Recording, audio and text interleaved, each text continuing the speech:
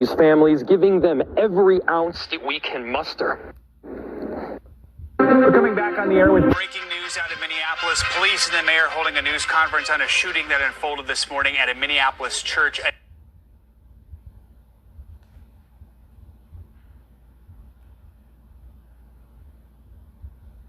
Hey everyone, welcome back to the Deep Brain Podcast.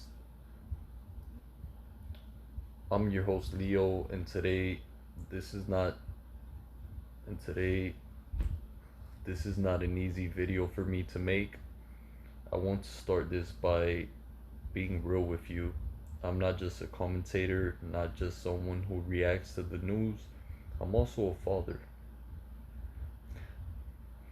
And I can't even explain to you the pit I feel in my stomach.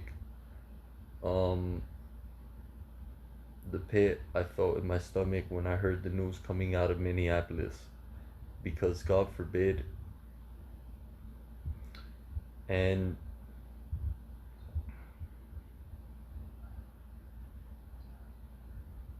I know every parent watching knows exactly what I'm talking about.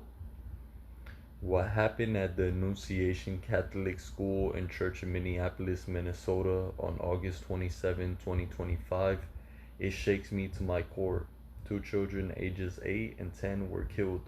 At least 18 more injured. The shooter, a 23-year-old former student, opened fire on kids while they were in prayer during morning mass. He shattered stained glass windows with bullets. He turned a sanctuary into a battlefield. And let me just say this straight. That is cowardice. Pure cowardice. Anyone who goes into a school, a church, a place where kids gather and pulls out a gun on defenseless children, you are not strong. You're not powerful. You are a coward, a weak, broken human being who chooses violence against the innocent. As a father, as a citizen, as a human being, it doesn't sit right with me, and it shouldn't sit right with any of us.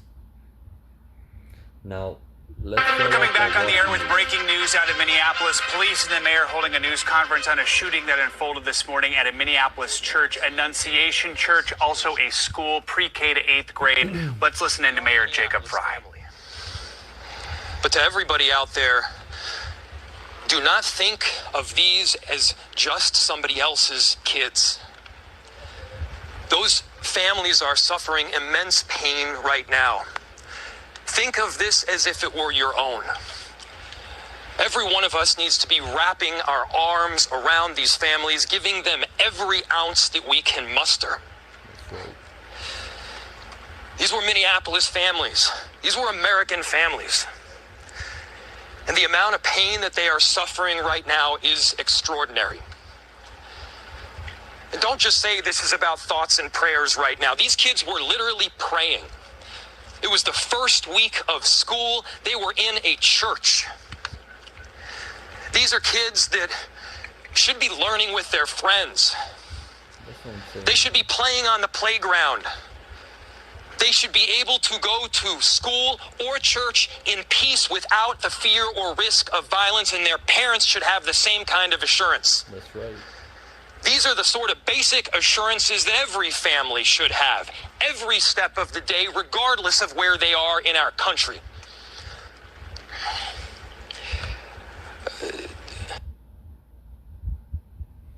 Did you hear that? The anchor said it's the first week of school. Parents were just starting to get into the rhythm, packing lunches, getting supplies, hugging their kids goodbye to drop off, and then this. Police called it an unthinkable tragedy, and the mayor of Minneapolis said something that cut through me. And the mayor of Minneapolis said something that cut right through me. Don't just say thoughts and prayers. These kids were literally praying when they were murdered. That's it. That's the reality. Kids in prayer and still not safe. So here's the thing. I refuse to let this just be another news cycle story, I refuse to shrug my shoulders and move on until the next one. If I can use my voice, my platform, my fatherhood, my experience to push for something different, then that's exactly what I'm going to do. So let's keep listening. I'm so deeply saddened and I'm so sorry to the families that I know are suffering right now. My ask is to everyone, stand by them. Love them. These families have forever been changed, and we've all been changed with them. We need to do everything possible to support them through this time. We have a family resource center that has been set up. I'm grateful for all of the law enforcement agencies from a number of different jurisdictions, all the different departmental support that we've received. They're going to be working tirelessly. There's also a family resource center that is being set up as we speak to make sure that we're there for everybody. Again, to the families that are suffering, to those that have experienced loss, I'm so deeply sorry. We're going to be with you every step of the way. We love you. This kind of act of evil should never happen, and it happens far too often. The chief will provide additional details. Alrighty. You hear the governor, you hear the mayor, you hear leaders saying it's heartbreaking, it's tragic, and it is. But words aren't enough anymore, because words don't stop bullets. Words don't keep kids alive. The Catholic community is begging for protection, and they have every right to. For years, we've seen Jewish synagogues attacked, mosques attacked, now Catholic schools and churches attacked. No community of faith is safe right now.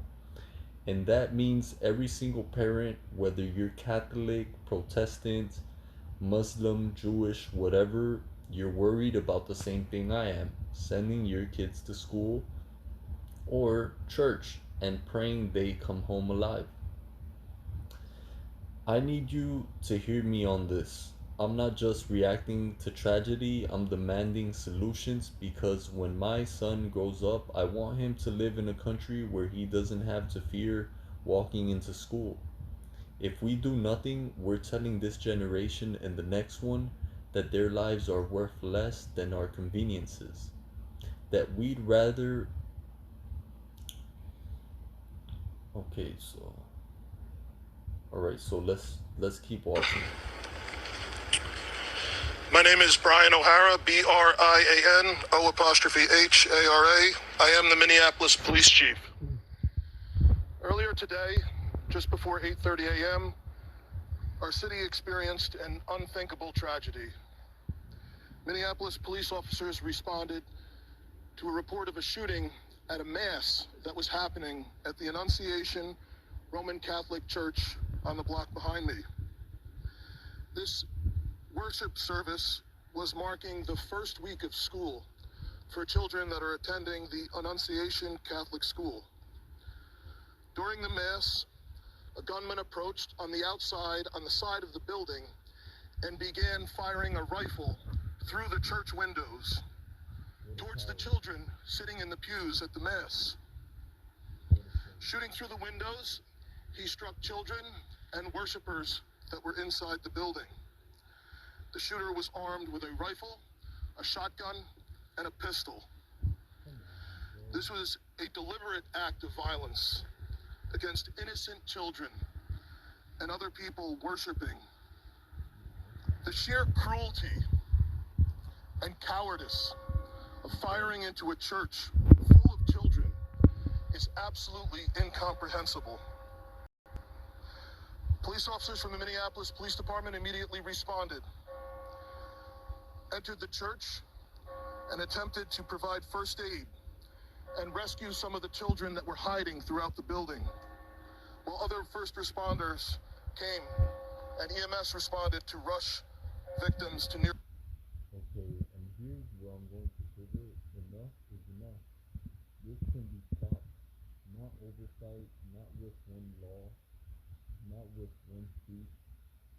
It can be stopped if we decide it's worth it.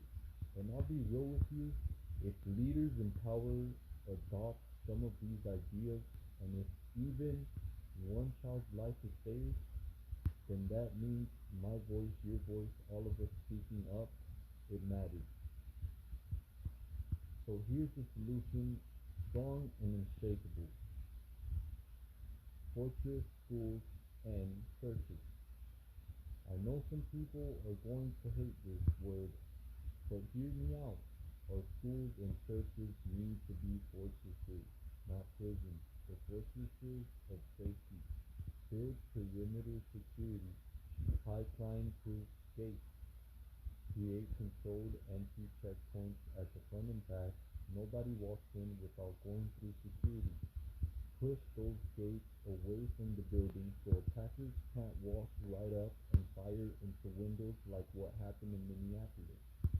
Reinforce with bulletproof glass and ballistic doors. Have armed trained guards on site during school hours and services. Pair them with canine units. Dogs deter, dogs protect. If airports and courthouses can do this, why can't we do this for our children? Technology. AI is everywhere now. So let's put it where it matters. Okay? By So hospitals. Ages 8 and 10 were killed where they sat in the pews. Their parents have been notified. 17 other people were injured, 14 of them being children. 2 of those children are in critical condition. The coward who fired these shots ultimately took his own life in the rear of the church. A real coward. Our hearts are broken for the families who have lost their children, for these young lives that are now fighting to recover, and for our entire community that has been so deeply traumatized by this senseless attack.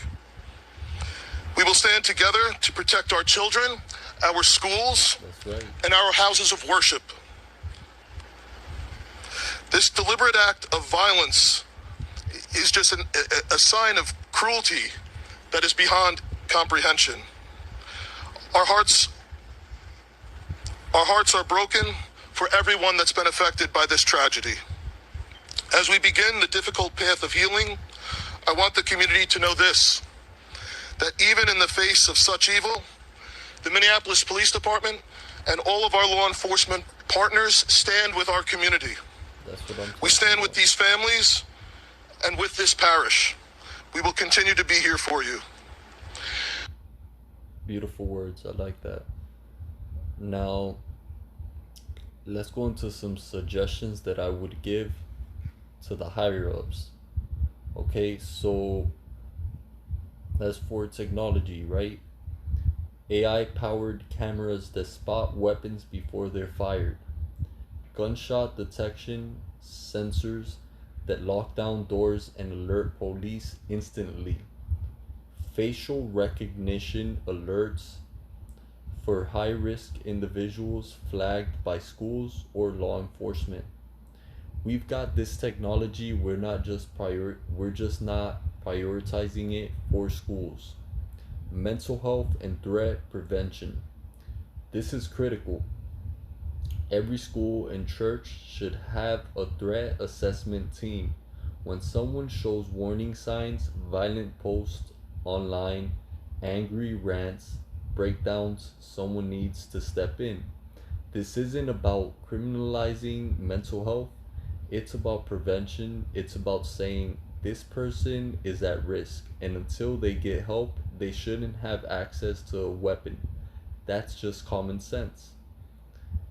So let's keep watching. With that, the investigation is obviously in its preliminary stages, and I will attempt to take some questions to provide further information. Chief, what can you tell us about the suspect in this case? How old was he? Any kind of motivation? Any notes or any other information he might have left? So we were looking, the question was, what can be said about the shooter? We believe it is one suspect, a sole shooter. We believe he is deceased. He is in his early 20s, does not have an extensive known criminal history, and we are looking through information left behind to try and determine some type of motive. How many students do you have about? How many children? There were. I don't have an exact. The question was how many children at the school. There were dozens of children inside the mass at the time. I don't have an exact count. The children have been relocated into the school, which is where their families are reunifying with them. Okay, now let's talk about federal funding. The federal government already funds security for synagogues and mosques. But now Catholic schools need it too. Honestly, every school needs it. Expand those grants, triple the budget, because if we can spend billions protecting politicians and foreign interests, we can spend billions protecting children in classrooms. Let's move over to gun laws that make sense. I'm not here to debate politics, I'm here to talk survival.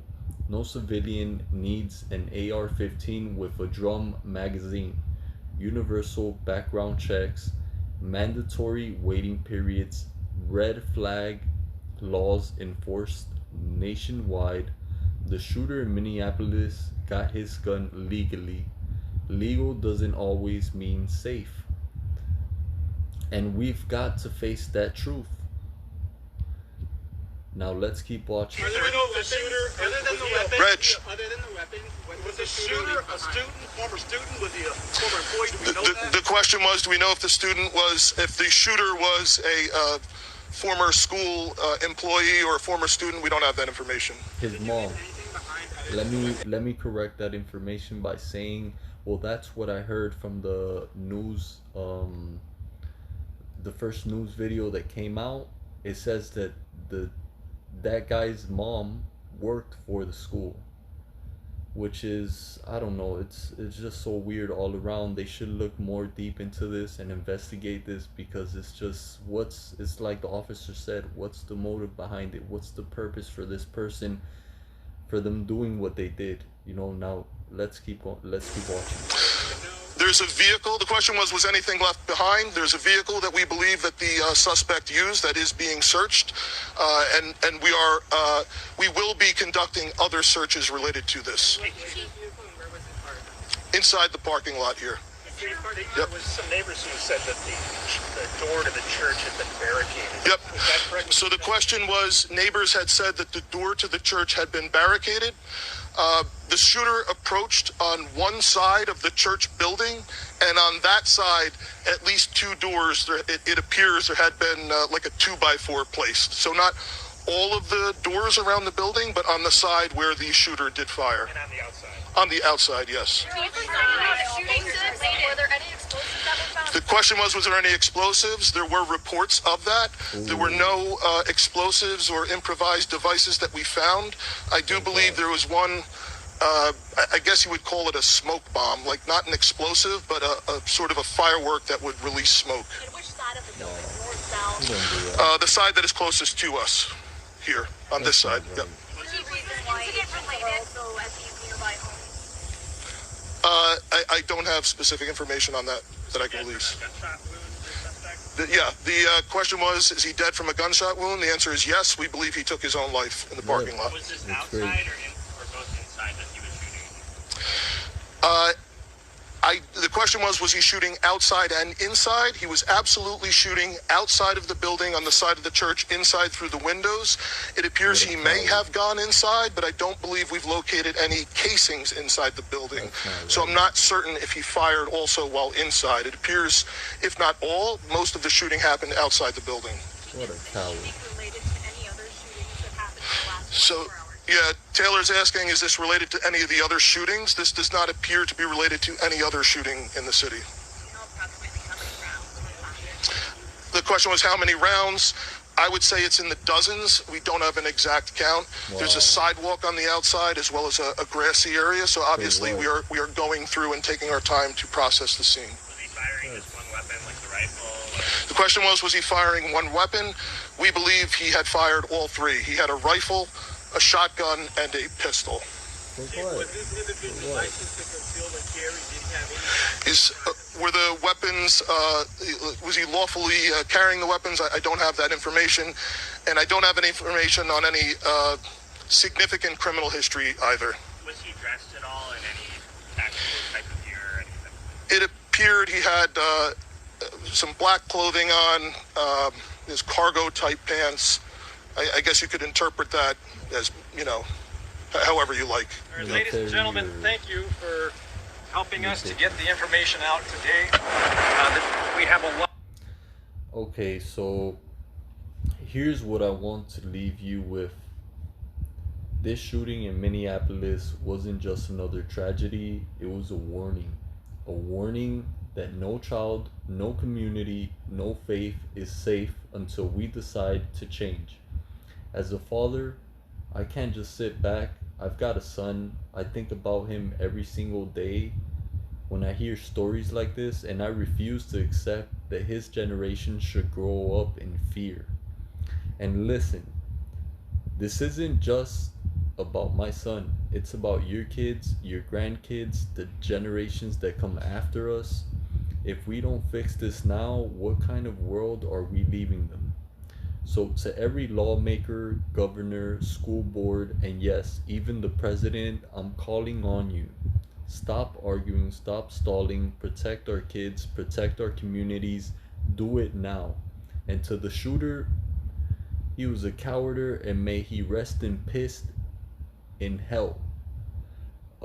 A child killer, and history will remember him that way. But to the children who lost their lives, to the families who are grieving, I promise you your names will not be forgotten. And if I can use my voice, my channel, my fatherhood to push for real change, then I'll keep doing it. Because enough is enough. Thank you for watching. If you agree with this message, share this video. Let's make it impossible for leaders to ignore. Stay strong, stay safe, hug your kids tonight, and let's fight for a world where we never have to bury another child because of preventable violence. And God bless everybody who went through this tragedy.